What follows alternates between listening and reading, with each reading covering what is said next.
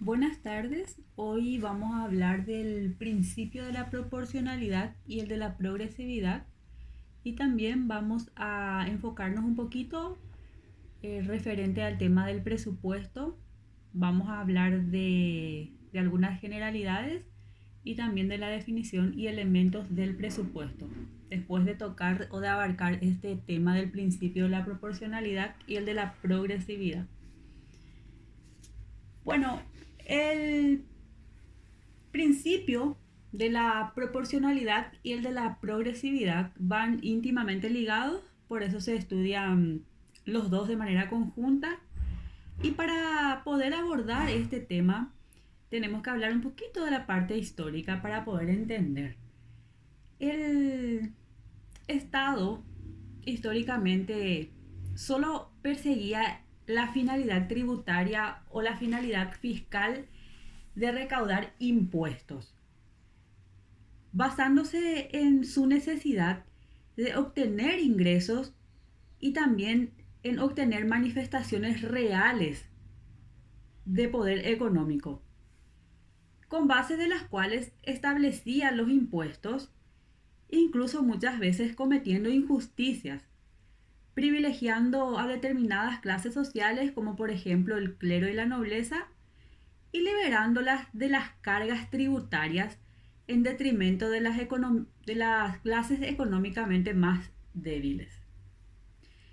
Hasta el triunfo de las ideas que inspiraron la Revolución Francesa, hubo siempre expresiones del pensamiento moral o financiero que repudiaban las injusticias de los impuestos.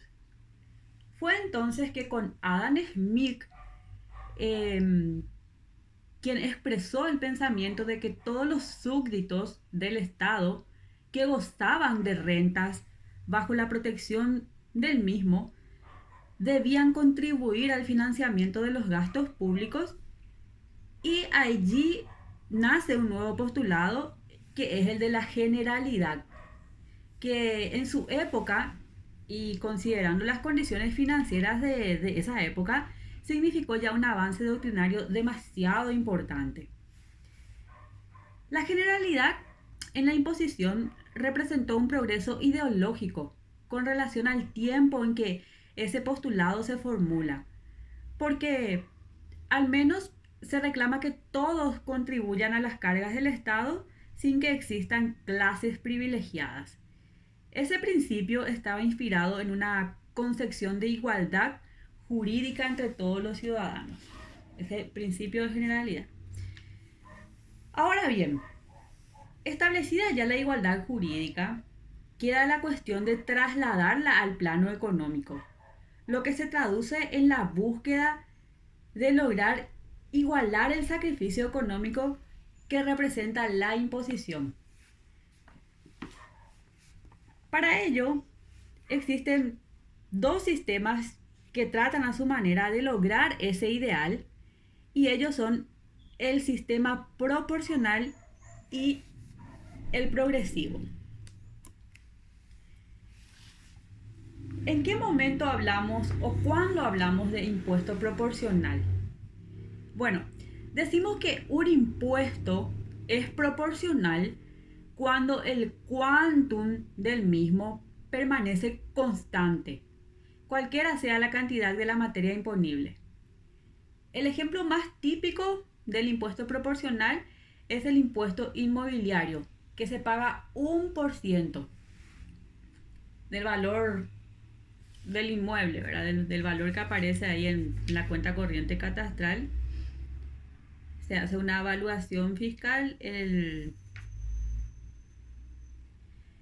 municipio en donde la persona tiene su inmueble se encarga de ver a través del plano municipal, de la evaluación fiscal presentada en su momento, cuánto es el valor de ese inmueble, y sobre ese valor se le aplica 1% y ese quantum no varía. Ese es el ejemplo más típico de impuesto proporcional.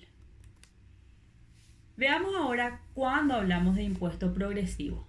Bueno, el impuesto o sistema progresivo es aquel en que el quantum o tasa del impuesto se eleva a medida que aumenta la materia imponible. El impuesto progresivo procura lograr alcanzar el principio de uniformidad partiendo de la base de gravar más al que puede más y gravar menos al que puede menos, igualando de esa forma el sacrificio de la carga impositiva. El sistema progresivo lo que trata es de lograr una mayor justicia tributaria y una mejor distribución de las riquezas. El ejemplo más general y típico del impuesto progresivo es el impuesto inmobiliario, de la tasa del impuesto adicional a los inmuebles de gran extensión y latifundios. Ese tipo de impuesto es progresiva, ya que la progresividad del tributo se aplica sobre todo en cuanto a la capacidad contributiva del sujeto pasivo de la obligación, o sea, el que tiene mayor poder adquisitivo o mayor capacidad contributiva paga más. Y también la progresividad del tributo se aplica sobre todo en el impuesto a la renta. El que tiene más ingresos paga mayor renta. Por lo menos impuesto a la renta personal es así. Bueno, ahora vamos a hablar del presupuesto. Del presupuesto no vamos a hablar mucho todavía hoy porque es una lección muy extensa y también muy importante. Entonces no quiero mezclar demasiado con el tema que estábamos hablando anteriormente y vamos a hablar solamente de algunas precisiones, como les dije al iniciar esta unidad, y vamos a hablar también de los elementos y continuaremos mañana. Bueno, el presupuesto es una necesidad técnica económica en cuanto presenta los gastos en que una economía ha de incurrir en un cierto periodo de tiempo y los ingresos con que atenderlos. Toda persona, por lo tanto, que quiere llevar una vida económica organizada, ha de hacer este cuadro de ingresos y de gastos. O sea, yo hago mi presupuesto, dice el particular. Las personas dicen, no, yo ya tengo mi presupuesto hecho, ¿verdad? O sea, hacen un cuadrito de ingresos y egresos de gastos que va a tener en el mes, por ejemplo. Y para los particulares es algo simple y de pocas cifras, algo un poco más complejo para los entes con mayor poder económico, como por ejemplo las sociedades, las asociaciones, y extremadamente complejo en el caso del Estado. Y en esta unidad lo que vamos a estar hablando es del presupuesto general de la nación, del presupuesto general de gastos. O sea, vamos a hablar acá de los ingresos y de los egresos que tiene el Estado, y que nosotros cuando hablamos de o sea, de gasto que en una economía ha de incurrir en cierto periodo de tiempo, y también de los ingresos que va a tener a su disposición para poder atender las necesidades, hablamos del periodo de un año. Entonces de eso es lo que básicamente vamos a estar tratando en esta unidad, de cómo se elabora el presupuesto general de la nación. Vamos a hablar también un poquito de la parte histórica para entender cómo surgió este tema de elaborar un presupuesto general de gastos en que debe incurrir el Estado, y también cómo obtener los ingresos para poder satisfacer todas las necesidades de la colectividad. Bueno, durante el periodo de las monarquías absolutas, como en cualquier otro, se elaboraban ya presupuestos, pero eran instrumentos de contabilidad para uso privado y exclusivo del monarca, quien se resistía a cualquier intento de darle publicidad o a que el pueblo tomara alguna injerencia en el presupuesto. En Inglaterra ya la Carta Magna del año 1215 significó un compromiso entre el rey y los señores que lograron imponerle ciertas garantías financieras, y este acontecimiento histórico, unido a un lento desarrollo de las ideas políticas, determina 5 siglos más tarde que en la Declaración Universal de los Derechos del Hombre se consagre el principio de que la soberanía reside esencialmente en la nación y el derecho de esta de constatar la necesidad de las contribuciones públicas. Y desde ese entonces el presupuesto surge no solamente como un documento de contabilidad, sino como el instrumento legal por el cual el país determina las necesidades públicas que el Estado ha de satisfacer y los recursos que acuerda proporcionarle para ese fin. Bueno, dadas estas generalidades o precisiones, vamos a entrar a hablar de la definición del presupuesto. La definición actual que tenemos. Bueno, la definición jurídica. El presupuesto es un documento legal del cual sistemática y anticipadamente se calculan los ingresos y se autorizan los gastos que habrán de producirse en un estado en un cierto periodo de tiempo. Bueno, de la misma definición podemos sacar los elementos del mismo. Por eso pusimos como subtítulo elementos de la definición. Vamos a desglosar esa definición que acabamos de dar de manera así bien detallada para poder entenderlo mejor. Primero que nada, el presupuesto es un documento legal.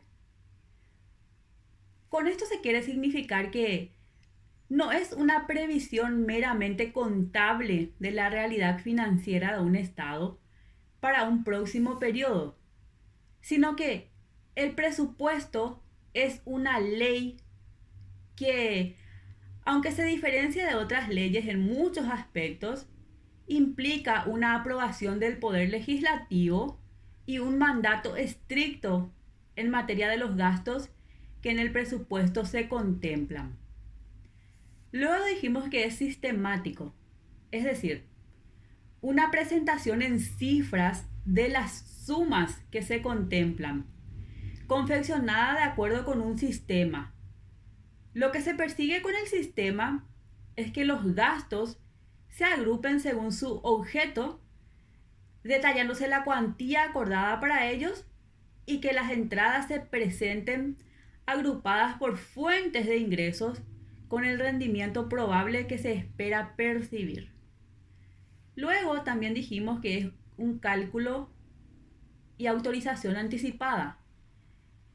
En efecto, todo presupuesto es una previsión de una realidad financiera futura. Y es por eso que implica un cálculo de los ingresos que se espera percibir durante el periodo al cual el presupuesto se aplica. Con respecto a los gastos, sin embargo, es más propio hablar de autorización de ellos porque su monto y su destino significan una pauta rígida. Dijimos también que el presupuesto tiene que ver, es un documento legal, dijimos primeramente, de los gastos y los ingresos.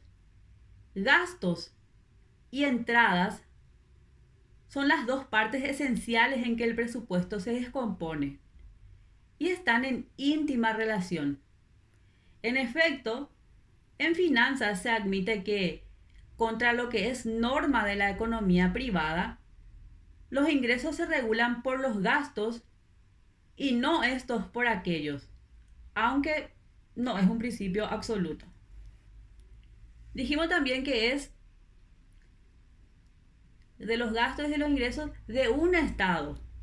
Los presupuestos públicos se refieren solamente al Estado, por eso se dice que es público, sin perjuicio que otros entes políticos, municipales, estados federales, que en Paraguay por lo menos no existe, tengan también presupuestos especiales, aunque formen parte de la economía que cae dentro de la designación del sector público, se refieren más bien a la atención de ciertas necesidades relativamente locales. Y por último dijimos que es durante un cierto periodo de tiempo. Bueno, todo presupuesto, por lo mismo que es previsión de una realidad financiera, se confecciona para un espacio limitado de tiempo. Este periodo es conocido con el nombre de ejercicio presupuestario, que generalmente es de un año. Bueno, hasta aquí vamos a hablar hoy de los elementos. Mañana vamos a hablar de los tipos de presupuestos, de los principios presupuestarios, del equilibrio presupuestario, de cómo se confecciona, cuál es el proceso legislativo, etcétera, etcétera. Bueno, hasta aquí entonces. Continuamos mañana.